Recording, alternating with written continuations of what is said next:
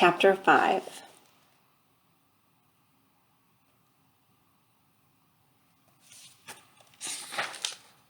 The house on Egypt Street became frantic with activity as the Tulane family prepared for their voyage to England. Edward possessed a small trunk, and Aveline packed it for him, filling it with his finest suits and several of his best hats and 3 pairs of shoes, all so that he might cut a fine figure in London. Before she placed each outfit in the trunk, she displayed it to him. "Do you like this shirt with this suit?" she'd ask him. Or, "Would you like to wear your black derby? You look very handsome in it.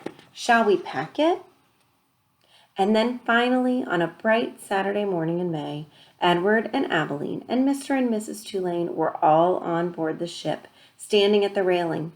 Pellegrina was at the dock. On her head she wore a floppy hat strung around with flowers. She stared straight at Edward. Her dark eyes glowed. "Goodbye," Aveline shouted to her grandmother. "I love you." The ship pulled away from the dock. Pellegrina waved to Aveline. "Goodbye, lady," she called. "Goodbye." Edward felt something damp in his ears. Aveline's tears, he supposed. He wished she would not hold him so tight. To be clutched so fiercely often resulted in wrinkled clothing. Finally, all the people on land, including Pellegrina, disappeared. Edward, for one, was relieved to see the last of her. As was to be expected, Edward Tulane exacted much attention on board the ship. "What a singular rabbit," said an elderly lady with 3 strings of pearls wrapped around her neck. She bent down to look more closely at Edward. "Thank you," said Aveline. Several little girls on board gave Edward deep glances full of longing. They asked Aveline if they might hold him. "No," said Aveline. "I'm afraid he's not the kind of rabbit who likes to be held by strangers."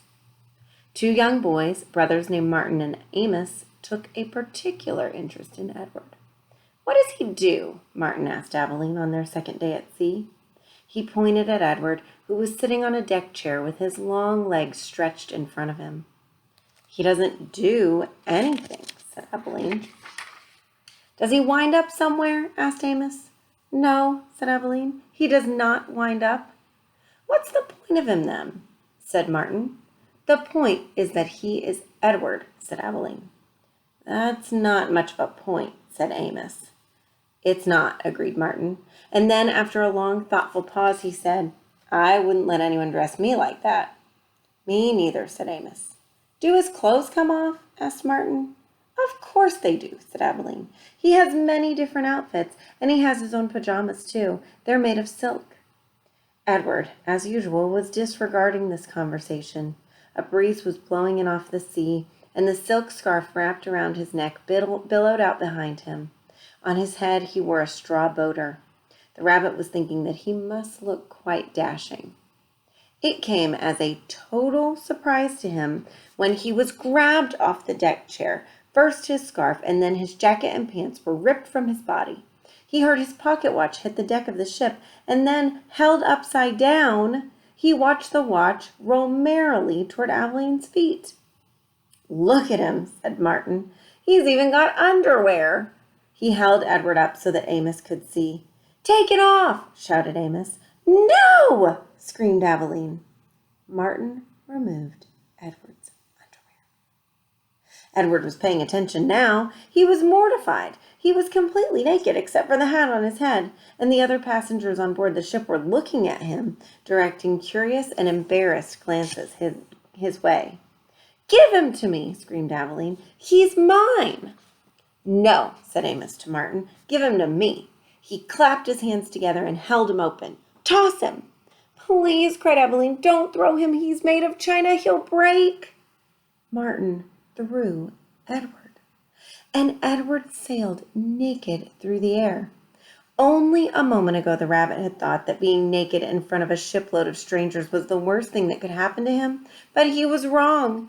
It was much worse being tossed in the same naked state from the hands of one grubby laughing boy to another. Amos caught Edward and held him up, displaying him triumphantly. "Throw him back!" called Martin. Amos raised his arm, but just as he was getting ready to throw Edward, Abilene tackled him, shoving her head into his stomach and upsetting the boy's arm. So it was that Edward did not go flying back into the dirty hands of Martin. Instead, Edward Tulane went overboard.